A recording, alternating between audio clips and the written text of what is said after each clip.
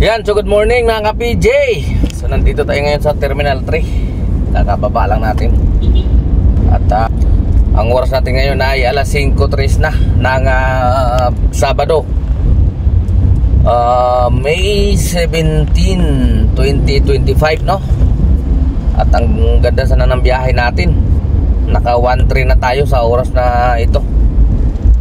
Kaya lang titigil muna ako kasi kahapon kasi hindi nagawa yung yung blower ko dito hindi nagawa. Ang dami kong pinuntahan ng mga tindahan, walang mabilan, walang available na blower diyan. Mamaya maghahanap ako ulit.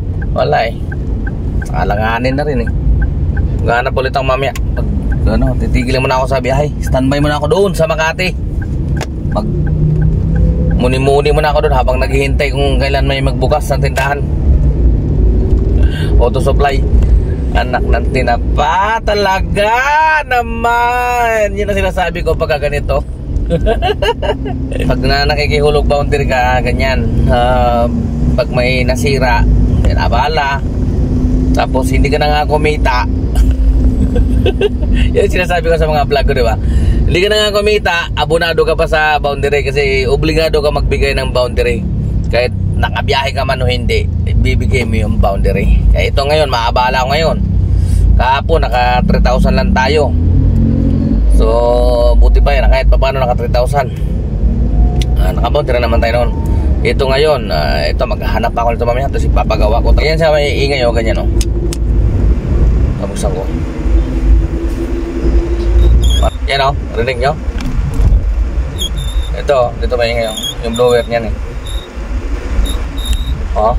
Mahiya. Mahiya ka sa pasahero pagka ganyan. Nandun pa naman nakatapat yan sa mukha nila yan. Doon. Magagalit yung pasahero sa'yo. 1 star tayo niyan. Di pwedeng hindi pagawa yan. Meron akong binibilan doon sa doon sa may Blooming Street, sa may Jituason, corner ng Blooming Street yan tayo doon. Bilihan nyo ng ganyan, mga motor pan. Mura lang doon mga surplus sila pero magaganda, original. Bahay niya na, malaking bahay niya building yun malaki yun. Tapos ang ilalim puro ganyan motor, hindi pa ibang klase motor. May malalaki, may maliliit. Mura din doon baka doon ako bumili mamaya. Kahapon kasi sa Valenzuela, ilan yung pinuntahan ko, wala talaga yung available. Bahala na naman mga ka-PJ. Sumpong-sumpong naman siya. Tapos ngayon wala na naman siya. Mamaya yan, pag medyo nalubak yan, ingay na naman siya. Puro gastos. Tapos next week naman, schedule ko naman ito. Papalit tayo ng ETF. Mag 50,000 pala. Sakto na yan sa next na coding ko.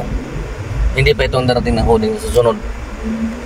Sakto na palit tayo ng ETF. Sabay ko na rin pa change oil para isang lang, abalahan lang. Isang gastusan lang din.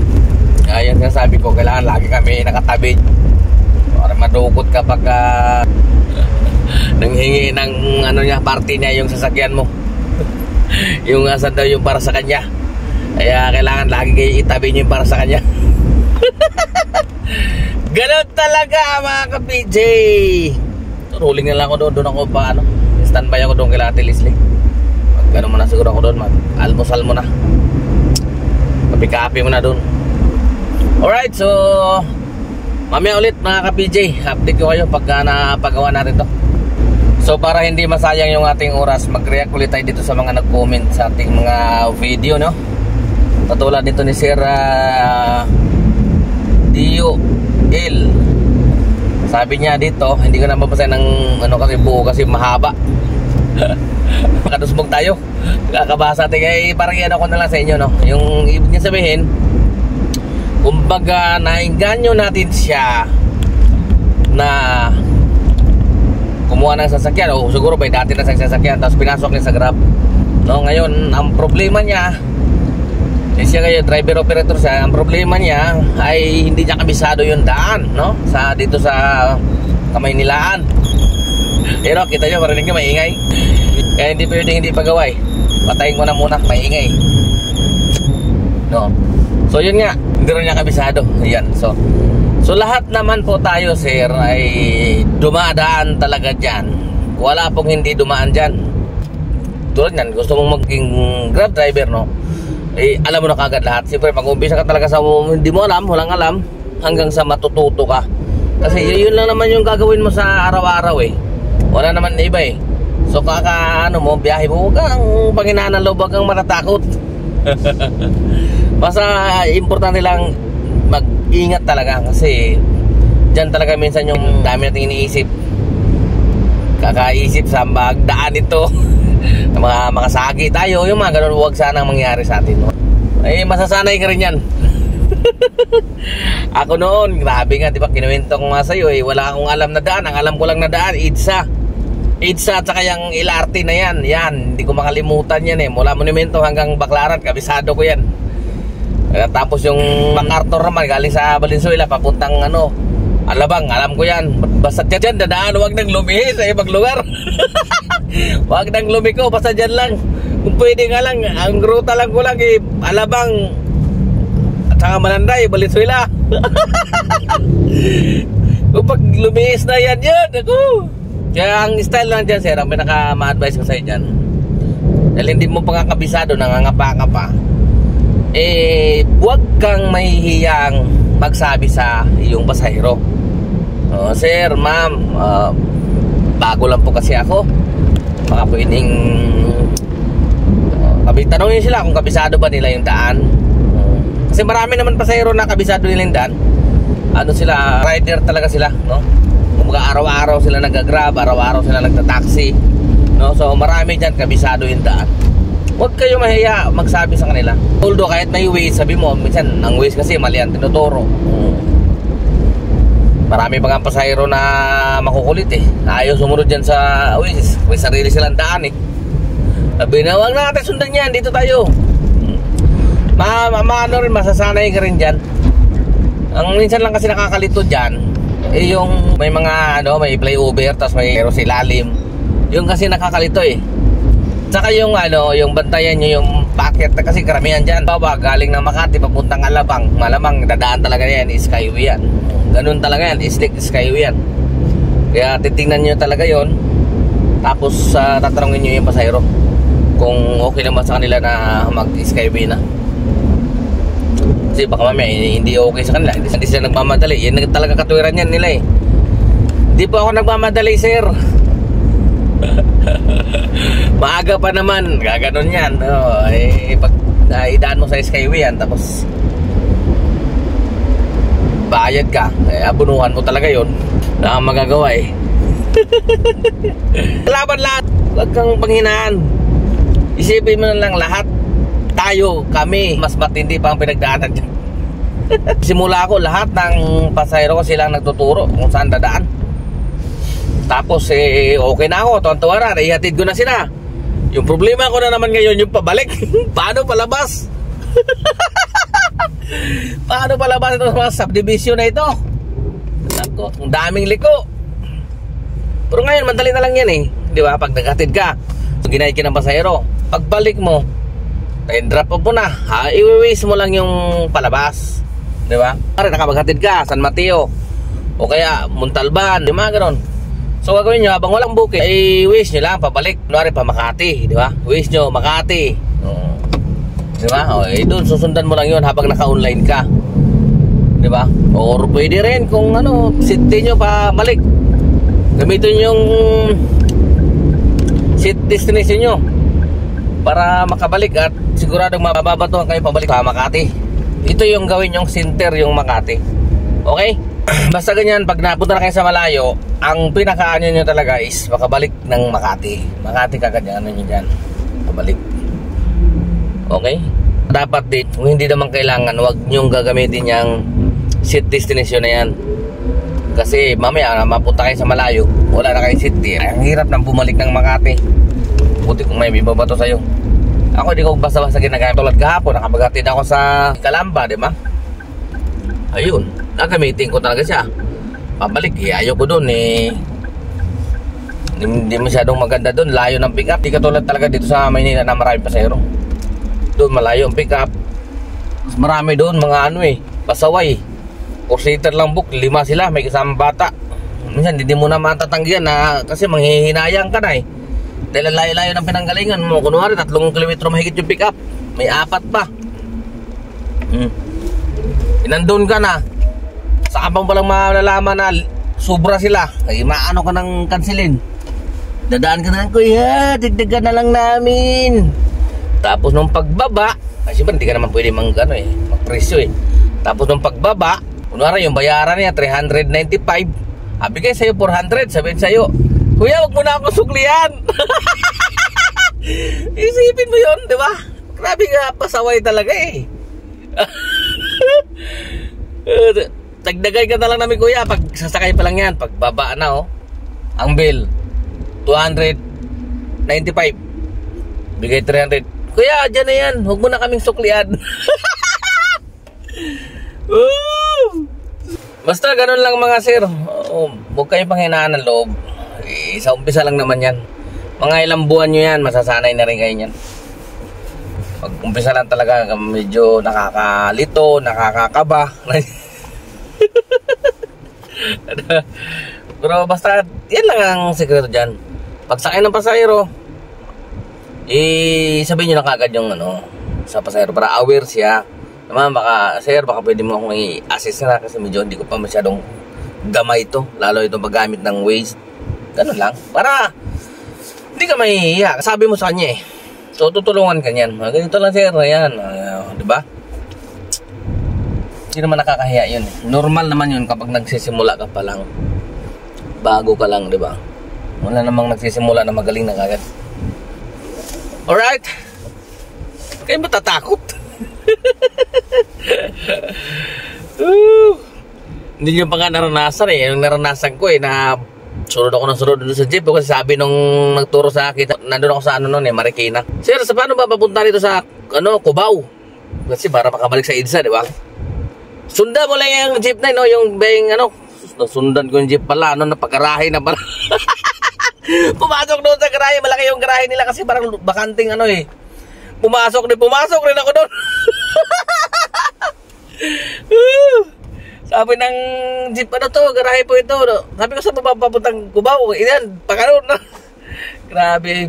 Alam niyo bang minsan nga nahihiya na ako magtanong sa mga tao kasi pa klaseng taxi driver to? Hindi alam na ba, Natuto pa akong manigarilyo Kunwari mo na, bibili mo na ako sa tindahan hindi ako magtatanong ng diretso mahihain pa ako nun dahil Bisaya bili mo na ako sigarilyo kunwari. Inom na soft drinks, tambay-tambay saglit. Sabay tanong ng paano ba papuntang Cubao sa Mangdan.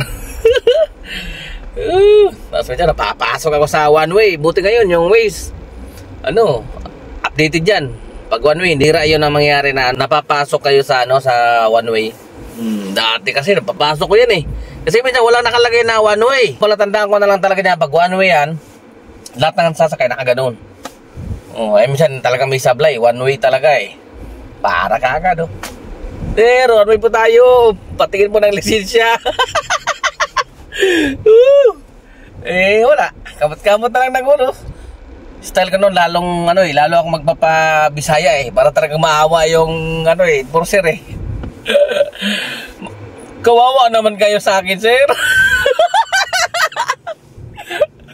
Kawawa naman kayo sa akin, sir. Bago lang ako dito sa Maynila. Parang naghahanap buhay lang. Kasi walang trabaho doon sa amin. Kaya napilitan ako dito mag-taxi driver. Sabi naman ng enforcer na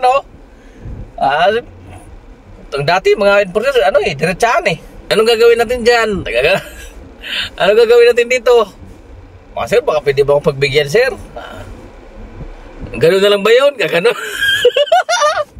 Pero minsan marami akong naka-encounter nung naka-encounter ko mababait Awa sila pag ganyan na yung Bisaya ka tapos bago rin sa Maynila. Kita mo na hindi ka pa masyado marunong magtagalog para maawa sila, di ba? Kasi Bisaya talaga to Pero yung iba talaga nanghihingi talaga Mang merienda 100, 50, dati ganun Diyan sa Pasay, nahuli naman ako dyan. Umihi ako sa gilid. Ayaw ko talaga magbigay. Sabi nung enforcer, sige, kanta ka na lang ng Bayo Magiliw. Ay, no. Grabing karanasan ko na yun.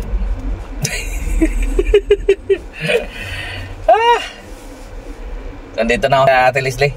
Maya-maya ako konti bababa. Maaga pa eh. Kami ng luto. Ngayon, sigurado, luto pa lang. Yung mga itlog pa lang yan, mga hotdog eh. Ito ko yung may pansit at sabaw. Isda. Alright, so yun lang. Kayang-kaya nyo yan, sir. Kayang-kaya nyo yan. Mas gagaling din kayo dyan pag nasanay na. Alright? So, ayan o. Paano muna natin yung ating kabayo. Natin kung ano yung tumutunog ito, papalitan na natin ng ano, yung blower dyan o. Yan sa ilalim na yan. Yan o. Kailangan medyo matrabaho lang talaga tong ano, mga ganitong dual. Matrabaho siya, matrabaho. Kailangan baklasin yung dashboard din. Babaklasin. Kaya butong tanghalian to. Dito na sinalin na dito yung ano, yung crayon para hindi matapon, sayang. So ganito talaga siya pag ano, papalit ka ng motor dyan, yun, babaklasin mo. Babaklasin mo talaga eh. Matrabaho. Ayan o. Tanggal yung kisame. Tanggal yung kisame. So yan, hindi na rin muna pinalitan. Nilagyan lang niya ng ano, ng langis. Kasi yun yung nakikita niya na ano, na kaya sa maingay, natuyuan lang.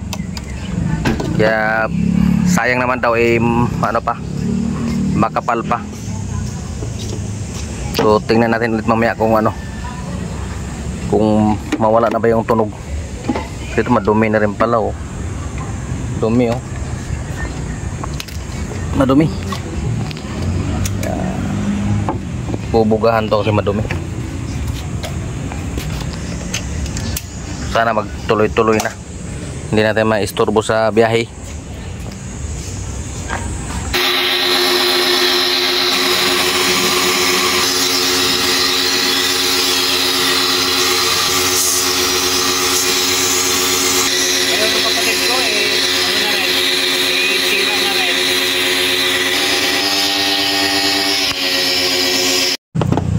So ito pinalitan na talaga kasi nag-aalala si Kuya Roger baka mamaya iingay na naman eh. So para sigurado hindi magbabaklas ulit. Kasi parang may ano na rin talaga siya eh. May ano siya no? Gas-gas. Parang may gas-gas no? Kaya siguro yun yung kumakalansing. So pinalitan siya ng ano, pang ribo no? Parehas lang pala yan. Isa lang naman. So ito pala yung ano, Toyota Revo to. Ito din na tayo magkakaroon. Ito binili ko to dati, pang Starix naman. Iisa lang yung motor nila. Parehas lang oh. Oh. So sana dyan, di na magka-problema dyan. Mas matrabaho pag baklas na naman ulit eh. So ayan, so meron tayong tropa dito, Grab driver rin, magpapagawa dito kaila Kuya Roger, Bios. Mga hataw dito puwapayag na 5,000 lang. 7,000 to 8,000 to, ganun taka lupit si Idol. Pangalan mo sir? Junel, taga raw. Junel, Bisaya, taga ano no? Southern Leyte. Southern Leyte, kababayan nyo, kung taga Leyte dyan, shout out. Dito magpapagawa siya, tapos na kasi ako, isa na yung susunod, no? Siyang titirayan naman siya kay Kuya Roger. So Kuya Roger, ano, tapos na? Okay, ay salamat sir. Tapos na rin. Sige. Sige. Makita-kita rin tayo sunod sa ano. Diyan lang madalas sa Pablo Campos, tambay. Ay, dati ako dyan.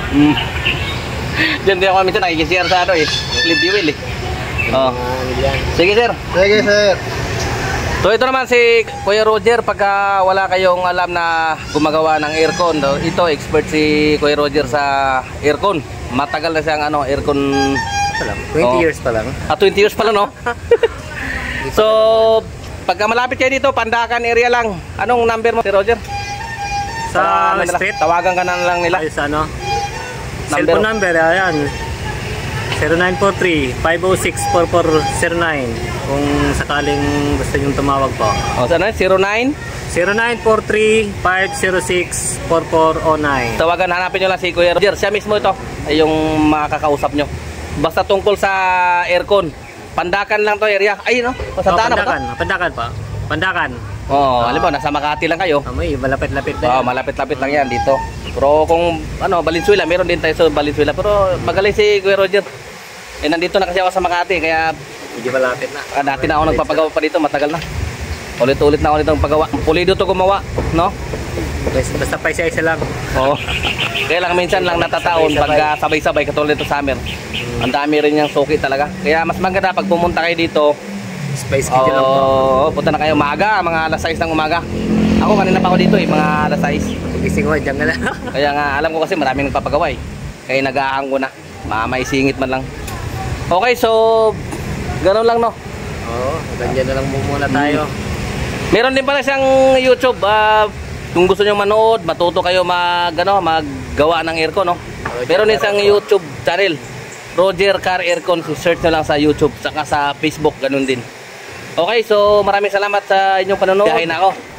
Kaya salamat, Kuya Roger. Sige. Salamat sa pagpagawa libre.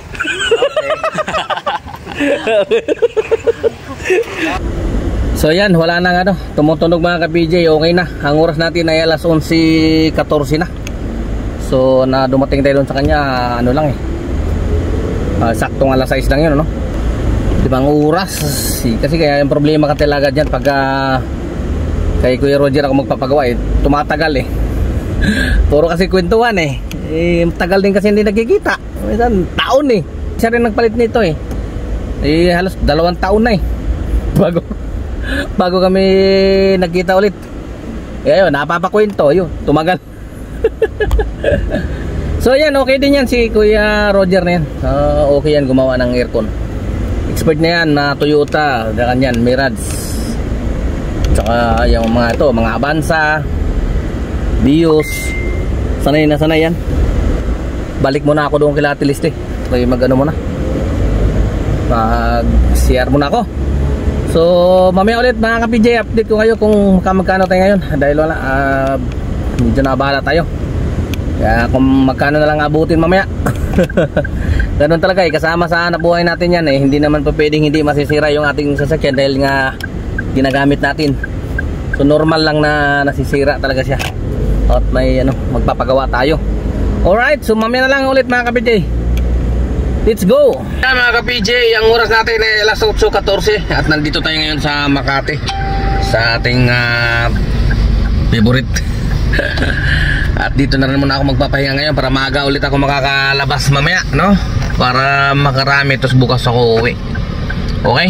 So ang earnings natin ngayong araw ay 4,720 at meron tayong 100 pesos na tipo sa True Apps, at naka 25 na bookings.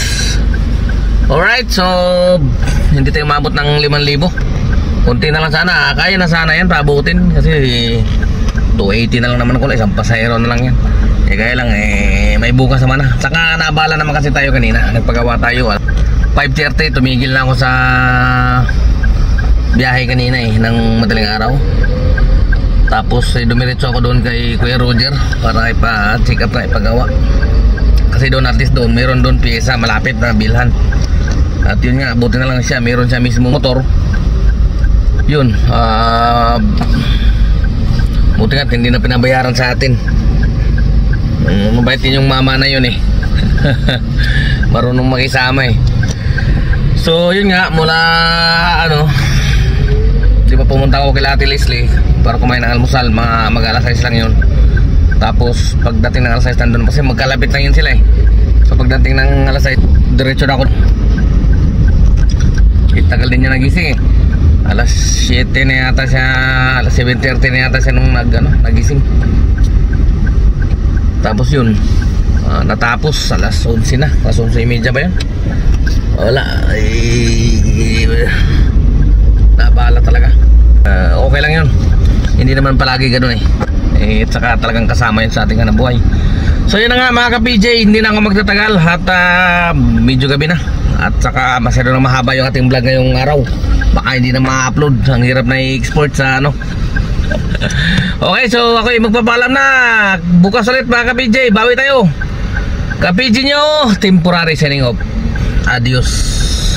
Ingat. Siguro umira lang naman ang katamaran ng aking kamay. Gumalaw. Pero